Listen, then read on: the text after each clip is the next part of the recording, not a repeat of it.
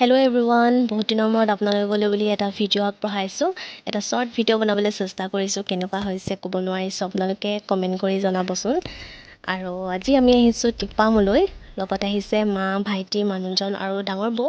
আমি এটাই আহিছোঁ এই ধুনীয়া মনোমোহা ঠাইখন এবাৰ চাবলৈ বুলি। আচলতে মই আগতে এবাৰ আহিছিলোঁ, তথাপিতো আজি মানুহজনক বিশেষকৈ ফুৰাবলৈ বুলি লৈ আহিছোঁ আৰু লগতে আপোনালোককো ফুৰাবলৈ লৈ আহিছোঁ। আৰু ঠিক আছে, ভিডিঅ'টো আৰম্ভ কৰকচোন। আৰু লগতে মই যিমানখিনি জানো ইয়াৰ সবিশেষ মই আপোনালোকক ক'বলৈ বিচাৰিছোঁ। আপোনালোকে ভিডিঅ'টো ভালদৰে চাই যাব, ঠিক আছে।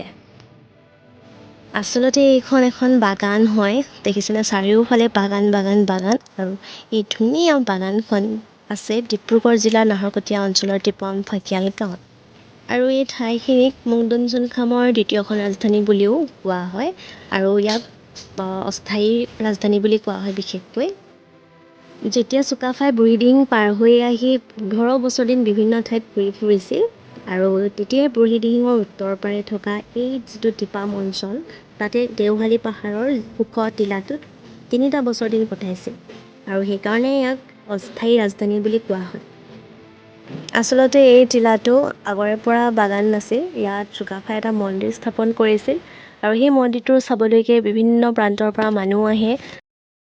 যিহেতু চুকাফাই মন্দিৰটো টিলাটোৰ একেবাৰে ওপৰৰ অংশত নিৰ্মাণ কৰিছে, সেইবাবে মন্দিৰলৈ যাবৰ বাবে পাছলৈ ইয়াত এনেকৈ চিৰি নিৰ্মাণ কৰি দিয়া হৈছে আৰু ইয়াত জানিব পৰা মতে 1050টা চিৰি আছে আৰু সেইবাবে ইয়াত জিৰণি কোঠাও মাজে মাজে দিয়া হৈছে।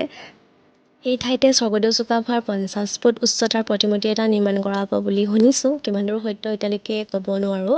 যেতিয়া বনাব তেতিয়া নিশ্চয় আপোনালোকক দেখুৱাম। এই ধুনীয়া ঠাইখনলৈ হয়তো বহুতেই আহিছে আৰু বহুতে নাইও অহা। সেইবাবে যিসকল নাই অহা তেওঁলোকৰ বাবে মই ভিডিঅ'টো প্ৰস্তুত কৰিছোঁ, যাতে মোৰ ভিডিঅ'ৰ জৰিয়তে অলপ হ'লেও এই ঠাইখনৰ বিষয়ে জানে, এই ঠাইখন দেখে আৰু আহিবলৈ আগ্ৰহ কৰে। সেইবাবে ভিডিঅ'টো প্ৰস্তুত কৰিছোঁ। আহিব নহাসকলে অনুৰোধ কৰিছোঁ। আৰু এয়া আমি গন্তব্যস্থান পালোহি। মা এয়া মন্দিৰলৈ বুলি গৈছে আৰু ভিডিঅ'টো বৰ বেছি এটা বনাব নোৱাৰিলোঁ। ইমানতে আজি ভিডিঅ'টো সামৰণি মাৰিছোঁ।